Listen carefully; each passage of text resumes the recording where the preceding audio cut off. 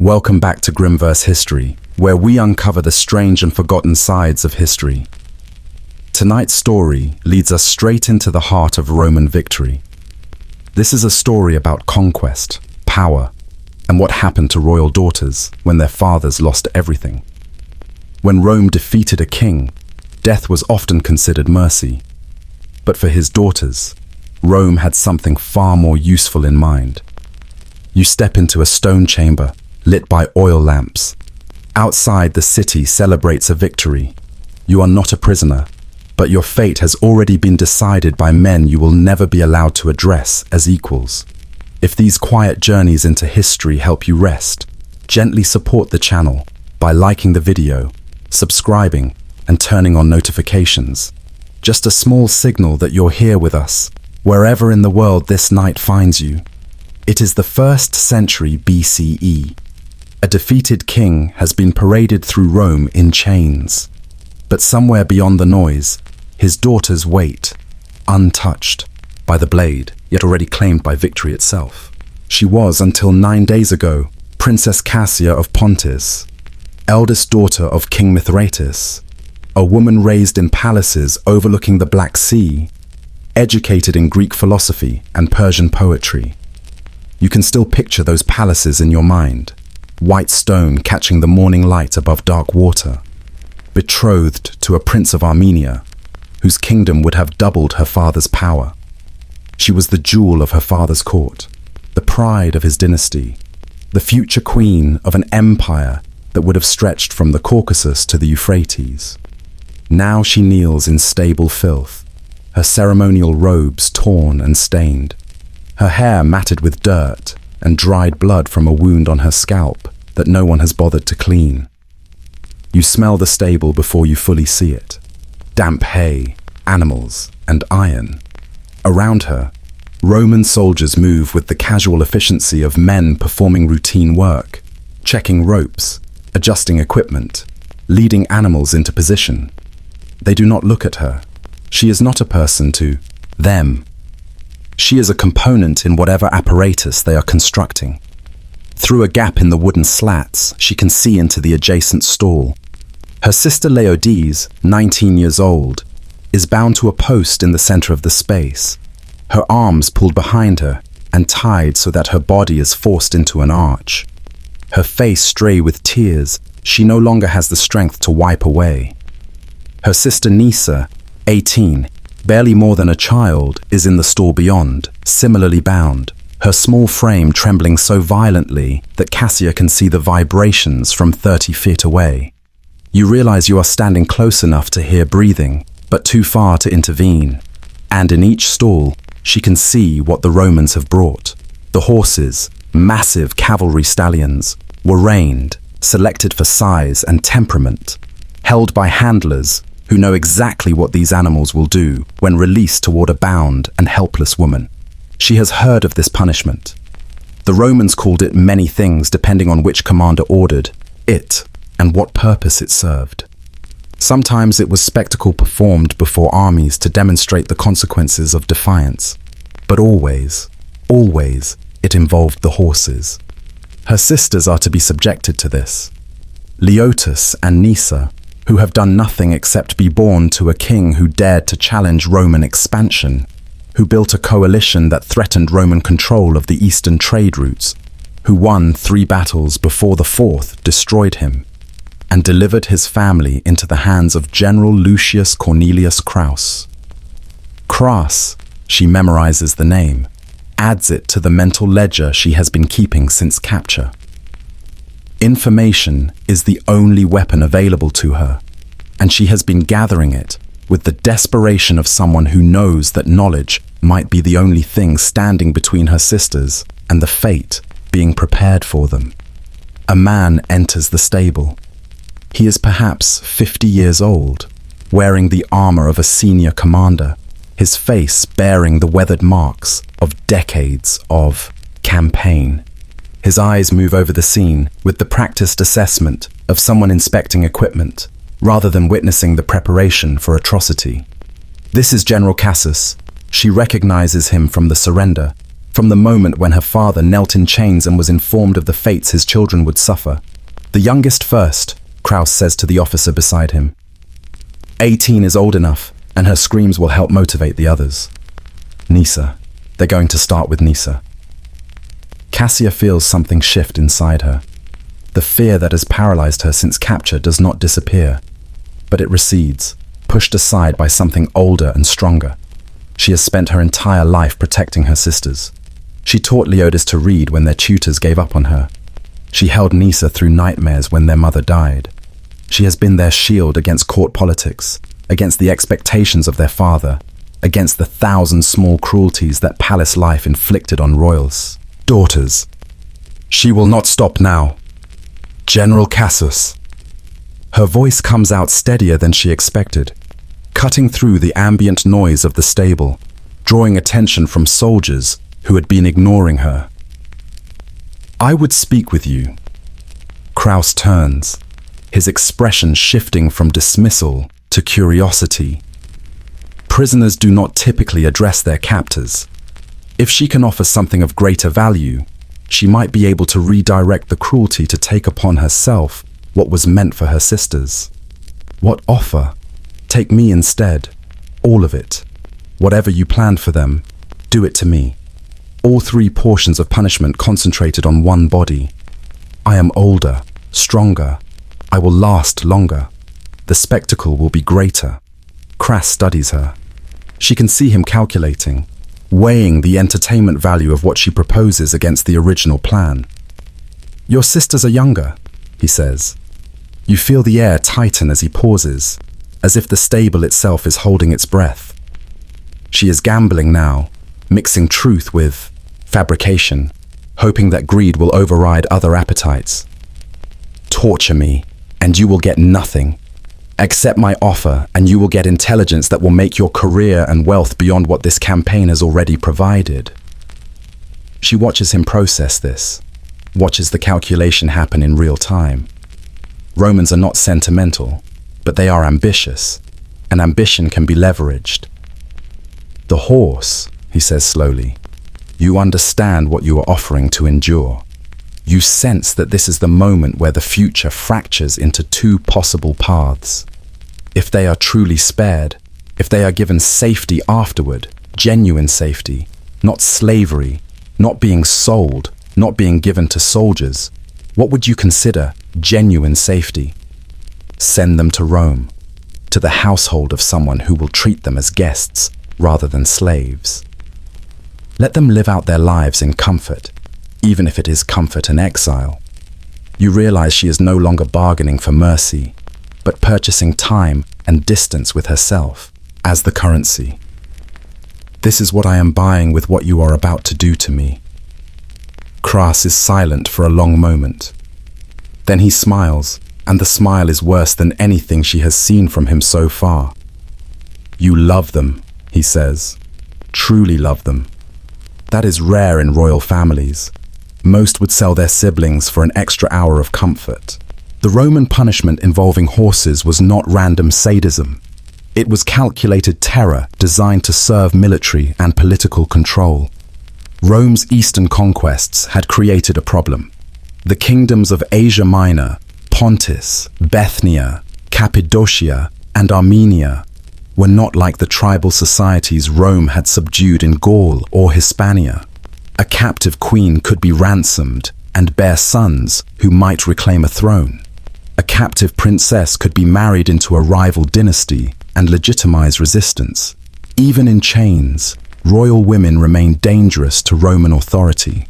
You begin to understand that this was not cruelty born of impulse, but fear of the future. A princess publicly humiliated with animals could never become a symbol for rebellion. Her status would be erased more completely than death could accomplish. That was the purpose. Horses served several functions within this system. They were always available in military camps. They required no special preparation, and they could be used again and again. The spectacle itself mattered. Witnesses would never forget what they saw. They would repeat it for years. The story would travel far beyond the camp, carrying Rome's warning with it. You can almost hear those stories spreading, long after the screams faded. Using horses against royal women completed a symbolic circuit. The same force that destroyed a kingdom's armies now destroyed its future. This was the logic behind the punishment Cassia offered to endure. Not madness, not impulse, but a system Roman commanders considered rational. If we harm them before she gives us everything, she has no reason to cooperate. Cassius nods slowly. You make a reasonable argument, Tribune. What is your name? Marcus Antonius Priscus. You have a future in command, Priscus. You understand that cruelty must be useful. He turns to the soldiers. Hold the preparations. Move the princess to the officers' quarters. We will extract her intelligence first. Cassia feels relief that the immediate horror has been delayed. She also feels terror at what that delay implies, and something else when she looks at the tribune who intervened. The officers' quarters stand at the center of the camp. Inside are the comforts senior Romans expect even on campaign. Cassia sits before a table prepared with maps, ink, and papyrus. Her sisters are taken elsewhere, guarded but unbound, with orders to keep them comfortable. She glimpses them once as she is led away. Laodice is shaken but alive. Nisa clings to her, silent and breathing. They are safe for now. Everything else she can endure.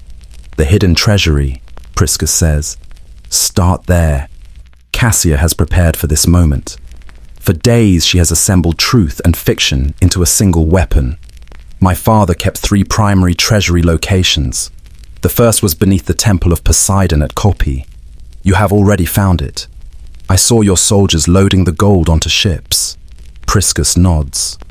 The second is at Adam Mesos, 3 miles east of the city. A cave concealed behind a waterfall. Inside are silver, gold, and uncounted gems. You know the exact location. I visited it twice with my father. I can draw a map. She takes the pen. Her hand does not shake. The treasury at Amisos was real. Her father had shown her its location as part of her education in dynastic resources. Giving it away felt like betrayal. But betraying a kingdom already destroyed was a small price for her sister's survival. And the third was more complicated. Here she began weaving in fiction. My father established it with Parthian allies east of the Euphrates. I know the general region, but not the exact site. That knowledge belonged to my brother Mars. He died at the Battle of Cabira. Priscus studies her. You are saying the third treasury may be unrecoverable. I am saying recovery would require negotiation with Partha. That negotiation may be worth more to Rome than the gold itself. I know the Parthian officials my father worked with. I know the terms of their agreements. This intelligence could be used to approach them, or to expose them to their own king. You can sense how carefully each sentence is constructed, balanced between truth and delay. She is improvising now. Partial truths layered with uncertainty. Structures that would take time to confirm or dismantle. Each day spent verifying is a day her sisters remain safe. A day she remains valuable. A day the worst punishments are postponed. The bribed Roman officers, Priscus says. You mentioned them as well. I did. But that information is dangerous. If those officers learn they are exposed, they become threats. To you, to General Cassius, to anyone who might testify. You are bargaining, he says. I am protecting my value. Once I give you everything, I have nothing left to trade. My sister's safety depends on my usefulness. Priscus looks at her with something like respect. You are smarter than most captives. I was raised to rule a kingdom, educated by the finest tutors my father could hire. I speak 6 languages. I understand 3 systems of law. I have read more history than most of your senators. She meets his eyes. I am exactly as smart as a princess of Pontus. Should be. The question is whether you are smart enough to use that intelligence, or destroy it. A long silence. Then Priscus smiles. The smile is not cruel. It is calculating. I will speak with General Cassus. Continue the map of Amisos. We will resume tomorrow. He leaves the tent. Guards remain outside. No one watches her directly. She continues drawing, detailed enough to be useful, accurate enough to survive inspection. And while she draws, she thinks about Marcus Antonius Priscus, about ambition, about how it reveals itself. You realize she is no longer just surviving, she is shaping the people around her. He wanted advancement, recognition, the advantage that came from proximity to power, and she intends to use that. She could give him those things. The intelligence she possessed could shape his career if he delivered it to Rome. If she bound his interest to her sister's survival, she would gain a protector, not one driven by kindness, but by self-interest. And that was far more reliable. It was the beginning of a strategy, the beginning of hope. The days that followed settled into a pattern. Each morning, she was taken to the officers' quarters. Each morning, she gave intelligence slowly, carefully, truth braided with delay. The treasury at Amisos was confirmed. A scouting party returned with gold. Her credibility rose. So did her value. The Parthenon connections proved significant enough that messengers were sent to Rome. Requests for guidance followed. Every afternoon she was allowed to see her sisters. The visits were watched, but not prevented. You notice how permission itself becomes a tool, as sharp as any blade. Priscus had convinced Kraus that contact ensured cooperation. A woman who could touch her sisters worked harder than one who only heard reports. Leota and Nisa were held near the camp's edge, guarded, not harmed, given food, water, clean clothes. The terror of the first days had softened, not into peace, but into endurance. "How long can you keep doing this?" Leodis asked. "Eventually, I will run out of information. Then I find other ways to be useful. Romans need translators, scribes, those who understand Eastern law and language. I will make myself necessary, and if you cannot, then I will have bought you time. Time to reach Rome. Time to find protection among Roman families who collect educated Greeks. You hear the logic settle into place, cold and precise. You are beautiful, educated, royal. There are Romans who will value that. At what cost to you?" Cassia does not answer at once. The cost was clear, delayed, not erased. "It does not matter what happens to me. It only matters that you survive." That is not true.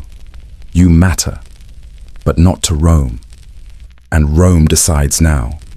We must think like Romans, calculate value, accept trades, preserve what is essential. Nisa speaks at last. "I do not want to live if you suffer for us. I would rather die with you." The words strike Cassia hard. "No," she says, "you do not choose this. I already have. You will live, you will remember me, and you will not waste what I bought for you." Nisa breaks. Cassia holds her. The comfort she offers is not reassurance, it is acceptance. Survival means enduring what cannot be undone. 3 weeks into captivity, news arrives. Tribune Priscus enters with an unfamiliar expression. Not calculation, something close to anticipation. Orders from Rome. The Senate wants you transferred, for questioning. You sense that the game has shifted beyond the camp now. A formal inquiry. Parthenon politics, trade routes, power east of the Euphrates. If your intelligence proves valuable, there will be rewards. Not freedom, but better conditions. And once again, time. Status as a source rather than a prisoner. Cassia processes this shift. Transport to Rome means leaving the camp, leaving Cassus's direct control, entering another system, different rules. My sisters, They will travel with you. The Senate specified that your cooperation depends on their well-being. They understand the arrangement. And General Cassius, he had plans for me. Priscus's expression tightens. The general has been informed that your intelligence now exceeds your entertainment value. He is displeased. But Roman enough to obey senatorial authority. He will find another way to hurt me. Perhaps. But not now. Not here. In Rome, your value will be contested. Other interests will protect you. The immediate danger has passed. Cassia should feel relief. Part of her does. But she has learned to distrust good news. You feel the pause where hope and suspicion coexist, neither fully trusted. What do you gain from this? You arranged it. You intervened. You wrote to Rome. What is your purpose? Priscus looks at her with near admiration. You understand politics. I was raised in them. I gain advancement. The senator most interested in your Parthian intelligence is my patron. If I deliver you as a valuable source, my career rises. If your information holds, my judgment is proven. If Rome benefits, I share the credit. So I am a gift you are using, and you are an opportunity I am exploiting. You want your sisters safe. I want advancement. Our interests align. This is how alliances work. Cassia considers this. He is not pretending to be her savior. He offers no kindness, only honesty. She realizes this is more reliable. Self-interest is predictable. Kindness is not. When do we leave? 3 days. Cassius wants a final demonstration. What kind? A ceremony. Public submission. Nothing physically harmful. The Senate requires you arrive intact, but psychologically marked. You will kneel. You will speak words of submission. You will kiss his feet. Your sisters will witness it. The entire camp will. You sense that this is not mercy, but accounting. Humiliation instead of destruction. A wound to dignity instead of flesh. This is survivable. I agree. I knew you would. My pride is a small price for their lives. Tell General Kraus he will have his ceremony. The ceremony is held at dawn. The camp assembles in a hollow square. Standards gleam in early light. Cassia is led forward. She wears a simple white tunic, the clothing of a supplicant. Her sisters watch from the platform's edge. She has prepared them. Bending prevents breaking.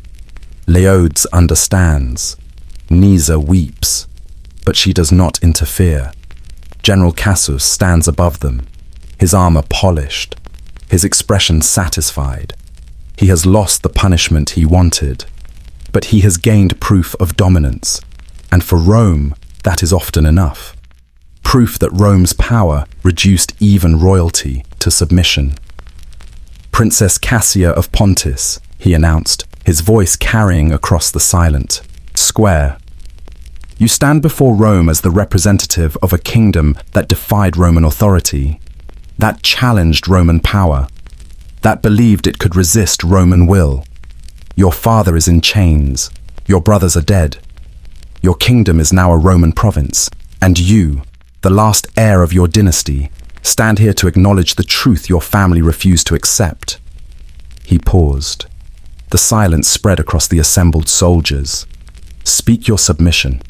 Cassia had memorized the words the night before. She had stripped them of emotion, so she could speak without breaking. I, Cassia of Pontus, acknowledge that I have no kingdom, no throne, no authority beyond what Rome permits. I acknowledge that my life continues at Rome's pleasure, that my family's survival depends on Rome's mercy, that everything I was and might have been now belongs to the Senate and people of Rome. The words tasted like ash, but she spoke them clearly. You can feel how the square holds still, as if history itself is listening. Kneel. She lowered herself. Pebbles pressed through the thin fabric into her knees. Lower. She prostrated herself, forehead to the ground, arms extended toward the platform. Approach. She crawled forward, hands and knees, the posture of a supplicant. The soldiers watched, some with satisfaction, some with discomfort they quickly concealed. She stopped at the base of the platform. Crassus's boots stood before her. "Complete your submission." She kissed his feet. Leather, dust, humiliation she would carry for life. "You realize this moment is meant to be remembered, not ended." She kissed them as her sisters watched, as the soldiers watched, as the sun rose over the camp. Then it was over. Kraus stepped back, his satisfaction visible. "Rome accepts your submission. You will proceed to Rome to serve the Senate. Remember that you live because Rome permits it." She was lifted to her feet, handled without ceremony, returned to her sisters. She did not cry. She showed no emotion. Inside, she recorded the cost. Another payment. Another day survived. Another step toward possible safety. The journey to Rome took 6 weeks. Cassia and her sisters traveled with Tribune Priscus. The landscape shifted from frontier to heartland. They passed provinces already celebrating the conquest of Pontus. Her father's name spoken as a warning. News of the coming triumph spreading ahead of them. Cassia had nearly forgotten the triumph until she realized that Rome required captives for its victories, and she and her sisters were the highest-ranking Pontic prisoners left to display. They would walk in chains through Roman streets, while crowds celebrated the destruction of their kingdom. When Nisa asked what awaited them, Cassia answered that they would march bound in the procession, humiliated but not immediately endangered, because survival after a triumph depended entirely on usefulness. If Cassia's intelligence remained valuable, they might live as sources or translators. If not, they would be discarded in whatever way suited Rome. Priscus warned her that Roman crowds during triumphs were cruel, intoxicated, and eager to dominate the conquered, and advised her to teach her sisters how to retreat inward, to endure for a few hours without breaking. The reality proved worse than imagination. Rome greeted them with noise, filth, and hatred, the remnants of the Pontic dynasty deliberately placed where the crowd could see what conquest had done. Chains forced Cassia and her sisters into stumbling steps, thin tunics exposing them to a million eyes, while insults and objects rained down. When Nisa collapsed under the weight of fear and iron, Cassia intervened, placing herself between her sister and punishment, reminding the soldiers that damaged captives diminished Roman triumph. They were allowed to continue, the 3 sisters moving together for the remainder of the procession, refusing separation. The triumph ended beneath the temple of Jupiter, where the captives were confined below, while Rome celebrated above, and only there did Cassia allow herself silent grief. The years that followed were survival of a different kind. The Senate valued Cassia's intelligence, housing her and her sisters in relative comfort, not as free women, but as assets. Cassia traded knowledge of Parthia, trade routes, law, and language for safety, gradually becoming indispensable. Her sisters adapted. Leodish learned management. Nisa found protection through music. Cassia learned how Rome truly functioned, not through mercy, but through calculation. She did not regain her kingdom. She did not reclaim her identity, but she secured something Rome respected, not freedom, usefulness. Somewhere far behind us, iron chains no longer clink, and marble streets fade into shadow. What remains is not the noise of triumph, but the quieter weight it left behind. You return to the present, to the room you are in. If this quiet journey through history helped your mind slow down tonight, you are warmly invited to leave a like, to share it with someone who needs rest, or to subscribe so future nights can unfold just as softly. Thank you for listening. Goodbye, and we will meet again.